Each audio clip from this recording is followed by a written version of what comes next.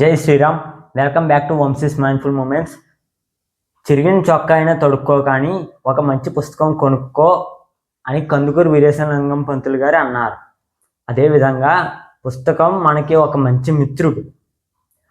పుస్తకం చదవడం వల్ల మనకు జ్ఞాన బోధన చేస్తుంది.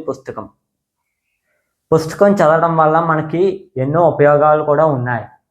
పుస్తకం చదవడం వల్ల మనలో ఆలోచన శక్తి పెరుగుతుంది. ఆ ఆలోచన శక్తి పెరగడం వల్ల మనం విజయం దారి పడతాం.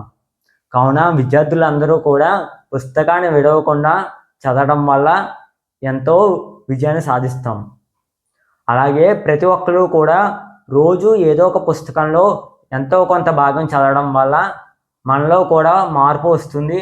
అలాగే విజయం దారి పడతాం. ఇటువంటి మరిన్ని మంచి మాటల కోసం ఇప్పుడే సబ్స్క్రైబ్ చేసుకోండి వంశీస్ మైండ్ఫుల్ మూమెంట్స్. మీకు ఇష్టమైన పుస్తకం పేరు ఏంటో అనేది కామెంట్ సెక్షన్లో తెలపండి. అలాగే ఈ వీడియోని 10 మంది షేర్ చేయండి. ధన్యవాదాలు.